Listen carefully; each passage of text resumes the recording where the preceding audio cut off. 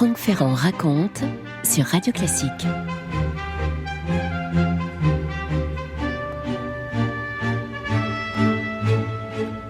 Nous sommes au début du mois de juin 1944 à Vichy et la pluie s'abat sur l'hôtel du Parc. L'hôtel du Parc est en plein centre de la ville thermale, c'est le siège d'une partie du gouvernement de Vichy et ce jour-là, le chef de l'État français, c'est son titre, Philippe Pétain, reçoit pour le déjeuner un certain nombre de préfets. Vous voyez bien à quelle période on est juste avant le débarquement de Normandie. La zone libre à l'époque vraiment appartient au passé, puisque depuis novembre 42 il n'y a plus de zone libre et Philippe Pétain sur le papier est toujours chef de l'État, mais dans la pratique c'est Pierre Laval, le chef du gouvernement, qui est le véritable décisionnaire. Il y a 6 mois, à la fin de l'année 43, le vieux Philippe Pétain s'est vu dessaisir de tous ses pouvoirs parce qu'on estimait que cet homme de 88 ans n'était plus suffisamment en forme, plus suffisamment assez vif pour occuper la fonction qui était la sienne. Pétain est donc d'abord un symbole à cette époque-là. De toute façon, le régime de Vichy ne maîtrise plus grand-chose. Il est complètement assujetti à l'occupant, qui bloque tout ce qu'il souhaite dès que le régime tente de mettre en œuvre la moindre décision qui pourrait avoir un air un peu souverain. En juin 1944, tout le monde ne parle que de ce sujet. Le débarquement serait imminent. Quand exactement, où exactement, c'est la grande question. Mais on sait que les Alliés vont débarquer. On sait que les mois qui viennent vont être particulièrement compliqués. D'ailleurs, voilà ce que Pétain lui-même disait 3 jours plus tôt à la radio. On a tendance à penser qu'il lisait à peu près tout ce que lui tendait le cabinet à l'époque. Il se déroulerait donc une grande bataille, dit le maréchal Pétain, entre 2 partis opposés sur le sol de France. Vous pensez bien que cette pensée de l'idée qu'on pouvait venir se battre sur le sol de France me fait frémir un peu d'épouvante, parce que là, je n'ai pas mon mot à dire. Nous sommes obligés d'accepter que 2 adversaires se battent sur notre sol. Vous voyez dans quel état peut être le pays. Eh bien, je peux vous dire qu'il ne faut pas vous préoccuper ou vous en mêler. Aucun Français ne doit être mêlé à ce conflit. Il faut rester bien tranquille, regarder les gens se battre et ne pas se mettre dans un parti ou dans un autre parce que vous subiriez des représailles épouvantables. Par conséquent, il s'agit d'être sage. Voilà le message de Vichy. Alors, il y a des préfets autour de la table ce jour-là à l'hôtel du Parc et eux savent très bien que dans la pratique, ils font face à des actes de résistance de plus en plus nombreux, de plus en plus audacieux. Les hommes de l'ombre multiplient toutes sortes d'actions conformément à ce qu'on leur demande de faire pour essayer de désorganiser l'occupant, éloigner les troupes de la Manche, simuler d'autres débarquements. Ça fait partie du plan général. Et c'est la raison pour laquelle Pétain reçoit donc tous ces préfets là au début du mois de juin. Il est en civil et en face de lui, il y a évidemment Pierre Laval. Autour d'eux, donc, ces préfets, tandis que les plats défilent sur la table, alors que les préfets évoquent l'un après l'autre la situation de leurs départements respectifs, Pétain sombre dans les bras de Morphée. Oui, vous avez bien compris, il est en train, tout simplement, on est à table, au milieu du déjeuner, il est en train de s'endormir. Alors, c'est un peu gênant, évidemment, on se met à tout sauter, certains se mettent à parler nettement plus fort pour essayer de le réveiller sans qu'on ait besoin de lui toucher l'épaule. Un préfet qui était là témoignera qu'après quelques minutes, Pétain finit par se réveiller, il a l'air hagard, un peu perdu, il prend la parole et il dit: les maquis ne me troublent guère. J'ai connu les mutineries de 17 qui étaient beaucoup plus graves. Le français est vif, c'est comme ça, il a des ferments révolutionnaires dans le sang, mais on peut toujours le ramener à la raison. Bon, les préfets se regardent un peu gênés, ils sont sidérés par cette situation. Quelques jours plus tôt déjà, le maréchal Pétain avait commis une bévue. Il avait visité la ville d'Épinal, totalement meurtrie par des bombardements. Et l'après-midi, dans le train qu'il conduisait à Dijon, il s'était assoupi, sauf que se réveillant au moment où le train s'arrêtait dans la gare de la Cité des Ducs, il s'était cru encore à Épinal. Il avait oublié son voyage de la matinée et il n'avait, dans ses discours et dans les propos qu'il avait tenus aux gens qu'il rencontrait, il n'avait cessé de confondre les deux. Il ne savait plus s'il était à Épinal ou à Dijon. Et dans son entourage, évidemment, on grimace, on lève les yeux au ciel, mais on ne peut pas faire grand-chose. 2 ans après la fin du conflit, alors que Pétain se trouvera donc prisonnier à l'île Dieu, les médecins qui le soigneront déclareront la démence. Mais la question qui se pose, c'est de savoir s'il était déjà sénile au moment où il assurait la responsabilité du régime de Vichy. Franck Ferrand sur Radio Classique. Vous connaissez tous l'histoire qui a conduit Pétain à la tête de l'État, la défaite française de mai-juin 40. Le 10 juillet, les parlementaires qui, à quelques exceptions près, vont lui voter les pleins pouvoirs, à lui et à son gouvernement. Le maréchal est à l'époque le héros de Verdun, c'est comme ça qu'il est perçu, et pour énormément de Français, il est le sauveur. Il est évidemment bien affaibli physiquement, il a 84 ans à l'époque, mais il a l'air parfaitement tout à fait dans la pleine possession de ses moyens intellectuels. Les éditions Perrin viennent de faire paraître un livre de Claude Quetel qui s'intitule Vichy. C'est dans la collection qui s'appelle Vérité et légende, qui veut étudier différents sujets par les idées reçues et par les généralités qu'on peut proférer à ce propos. Voici ce qu'écrit Claude Quetel dans son chapitre consacré à Pétain. La propagande campe Pétain en bourreau de travail, se levant à 5 heures, croulant sous les dossiers et multipliant les rendez-vous. Il n'en est rien. Il quitte sa chambre à 8 heures pour une journée où les promenades dans le parc, la sieste, les repas, surtout, réduisent les heures de travail et d'audience. C'est que le maréchal est gourmand à l'extrême. Les déjeuners sont tellement somptueux et en telle contradiction avec la pénurie des temps, le commandement tout pétainiste fait aux Français de se serrer la ceinture, n'est-ce pas, que les menus sont détruits aussitôt les repas finis. Il en va de même lors de ces nombreux déplacements à l'occasion desquels se déroulent de véritables agapes, dindonneaux truffés, foie gras, filets de sole, riz de veau aux morilles. Là, comme à Vichy, le maréchal reprend de chaque plat. Et là, comme à Vichy, la censure interdit à la presse de détailler le menu. Bien au contraire, on vante la frugalité du maréchal.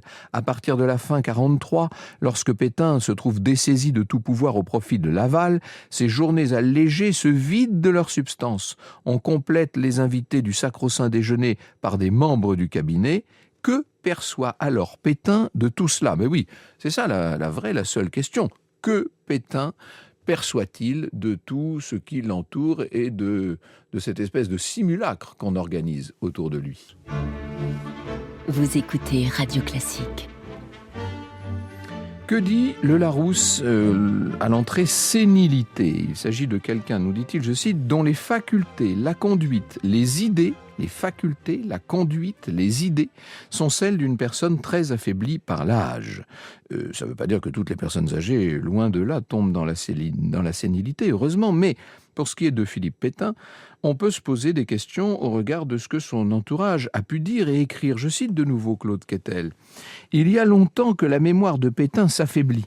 Il est devenu de surcroît très dur d'oreille, mais cela ne saurait masquer les hésitations dans l'élocution, les passages à vide, voire les absences, les propos décousus et les enfantillages. » L'entourage de Pétain a témoigné à différentes reprises des soucis de santé que rencontre le maréchal. D'ailleurs, son médecin, qui s'appelle Bernard Ménétrel, a pris dans la vie du couple Pétain une place absolument considérable. Dans la vie du couple Pétain et donc dans les institutions. Ce médecin habite évidemment à l'hôtel du Parc, dans une chambre voisine de celle du maréchal. Il est l'un des conseillers privés les plus influents au passage. Il y a une petite dizaine d'années est parue une biographie du maréchal Pétain qui fait autorité et qui est signée Bénédicte Verger-Chaignon. Quelques années après avoir écrit son livre, des médecins qui avaient lu cette biographie ont déclaré que ce qui apparaît à la lecture, c'est que Pétain aurait été victime d'un syndrome démentiel évolué de type Alzheimer, c'est-à-dire un syndrome caractérisé par une dégradation de la mémoire, du raisonnement, du comportement, de l'aptitude aux activités quotidiennes. Enfin, vous comprenez. Quelques années plus tard, donc, Bénédicte Verger-Chaignon a fait reparaître son livre et elle a fait une postface avec le professeur Jean-Marie Serrault. Voici ce qu'on lit. Les contemporains du chef de l'État français se sont eux-mêmes posé la question de savoir si sa clairvoyance et ses capacités de décision étaient défaillantes. Mais Cette problématique débouchait généralement sur la critique de son entourage, truffé de mauvais génies divers. Ceux qui travaillaient avec ou pour lui s'accusaient mutuellement de l'influencer, voire s'accusaient de détournement de vieillard. Chacun se plaignait pour lui-même de la boulie du maréchal, de sa tendance à donner raison au dernier qui avait parlé, mais sans envisager la question sous un angle médical. De même, les Français qui honnissaient Laval, mais étaient prêts à trouver des excuses à Pétain du fait de son passé glorieux et de son grand âge, ou ceux qui vouaient aux gémonies le maréchal ordonnateur ou complice de crimes, répondaient à la question de la responsabilité pleine ou atténuée selon leurs convictions morales ou politiques. Est-il possible d'apporter des réponses médicales sûres? Pétain souffrait-il d'un syndrome démentiel évolué de type Alzheimer? Probablement. Quand en fut-il atteint? Dans les années 30, mais l'évolution de la maladie est extrêmement lente. À quel stade de cette maladie se trouvait-il en 1940, 1942, 1944? Bien sûr, tous les opposants de Philippe Pétain ont toujours insisté sur sa vieillesse et donc sur son incapacité à habiter la fonction pour mieux appuyer l'irresponsabilité et surtout l'illégitimité de ce nouveau régime politique. Le général de Gaulle, qui a très bien connu le maréchal Pétain avant la guerre, puisqu'il a été l'une de ses plumes, qu'il était très proche même, mais l'expérience avait conduit à une grande rupture bien avant la guerre.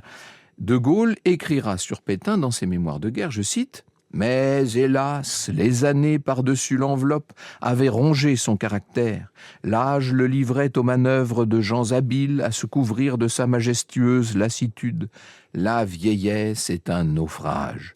Pour que rien ne nous fût épargné, la vieillesse du maréchal Pétain allait s'identifier avec le naufrage de la France. » De Gaulle niait l'existence même d'une quelconque reconnaissance du régime de Vichy, qu'il estime évidemment illégitime, nul et non avenu, ai-je besoin de vous le dire. Et la sénilité de Pétain aurait fait, selon lui, le jouet de quelques-uns. Cette question de la santé mentale de Pétain pose évidemment, et c'est ça qui est intéressant, la question de sa responsabilité ou de sa déresponsabilisation. Je cite de nouveau Claude Quetel. La question n'est pas mince que d'examiner l'éventuelle atténuation de la responsabilité de Pétain. On lit parfois qu'il fut le jouet de son entourage, notamment dans les mains de Laval, et c'est certainement en partie vrai. Qu'on lui ait fait signer ce qu'on voulait est certainement faux. Jusqu'au bout, il fut le chef de l'État et en connaissance de cause. La collaboration pleine et entière avec le Reich nazi, c'est bien lui. Et quand bien même n'aurait-il pas tout contrôlé, en quoi un défaut des facultés intellectuelles de Pétain relativiserait-il sa responsabilité, la responsabilité de Vichy ? Le 23 juillet 1945, qu'il ait été ou non sénile, le maréchal Pétain va passer en jugement. C'est le début de son procès devant la Haute Cour de justice. Franck Ferrand sur Radio Classique. Il y a eu évidemment l'épisode de Sigmaringen. Vous savez, les Allemands ont emmené Pétain de force dans ce château à la chute du régime de Vichy. Début septembre 1944, il est donc au château de Sigmaringen. Il se cloître dans sa chambre, il ne veut plus exercer la moindre fonction. Il va rester là jusqu'en avril 1945 et demande à être envoyé en Suisse, et où il demandera par la suite à regagner la France. Il sait qu'il va être jugé, bien sûr, mais il a bien l'intention d'assumer sans que personne ne se pose la question de sa sénilité. Et là, Bénédicte Vergé-Chaignon écrit des paragraphes très importants. En juin 1940, écrit-elle, Philippe Pétain, quoique dépourvu d'expérience gouvernementale et âgé de 84 ans, s'est cru plus apte, voire le seul apte, non seulement à sauver ce qui pouvait l'être après une défaite qu'il estimait définitive, mais à assumer le pouvoir exécutif, législatif, constitutionnel et même judiciaire, ainsi qu'à lancer une réforme des institutions, des mœurs et des comportements. Mais en juin 40, les responsables politiques et les élus nationaux, dans leur grande majorité, ont jugé opportun, utile ou judicieux de le laisser faire. Entre 40 et 44, Philippe Pétain n'a à aucun moment envisagé de quitter le pouvoir. Il s'est même battu pour en conserver le contrôle et pas seulement les apparences. En même temps, ses ministres, ses collaborateurs et un nombre certain de ses interlocuteurs ont profité à la fois de son incompétence, de sa faible capacité de travail et de ses absences pour le prendre de vitesse, l'influencer ou l'outrepasser. Mais n'est-ce pas souvent ainsi que fonctionne le pouvoir ? J'ajoute une petite parenthèse, la question est assez perfide. Nous fermons la parenthèse et je reprends ce que dit Bénédicte Verger-Chénion. En 1945, le procès et la condamnation de Pétain étaient nécessaires symboliquement et pratiquement. En pratique, ils apparaissaient comme préalables et socle de l'épuration. Symboliquement, il marquait la rupture délibérée avec tout ce qu'avait été la politique de Vichy depuis l'armistice et le choix de la collaboration, jusqu'à la répression et jusqu'aux persécutions. Néanmoins, un procès par contumace en l'absence de l'accusé aurait suffi. C'est ce que le général de Gaulle avait envisagé, en laissant au maréchal la possibilité de trouver asile en Suisse. D'ailleurs, le quasi-mutisme de Pétain durant son procès, sa surdité qui l'avait empêché, quel qu'ait été son parti pris, de suivre les débats, avait rendu sa présence plus symbolique justement qu'effective. Et c'est vrai que nous avons tous à l'esprit l'image, les photographies et même le film de ce Pétain qui a l'air complètement absent, qui a l'air d'assister à ce procès d'un air lointain, comme si l'on parlait de quelqu'un d'autre que de lui-même. Franck Ferrand sur Radio Classique. Après la condamnation à mort de Philippe Pétain, condamnation commuée en peine de réclusion à perpétuité, il va donc être envoyé au fort du Pourtalais, dans les Pyrénées, et après 3 mois de présence dans ce fort, qui n'était vraiment pas du tout fait pour un homme de 89 ans, évidemment, on le déplace au fort de Pierre-Levé, donc à l'Île-Dieu, au large des côtes de la Vendée. C'est ici qu'il va finir sa vie. Là, vraiment, sa santé mentale s'est beaucoup dégradée. Elle était déjà chancelante. Et la question est de savoir depuis quand. Mais en tout cas, au printemps 46, il entreprend l'écriture de quelques notes sur son passé politique. Et quand on les lit aujourd'hui, on s'aperçoit que Pétain ne sait plus trop, à l'époque, de quoi il parle. Il confond toutes les périodes, il mélange les faits, des faits parfois sans rapport entre eux. Il écrit qu'au moment du débarquement en Normandie, le 6 juin 44, il se trouvait en Espagne.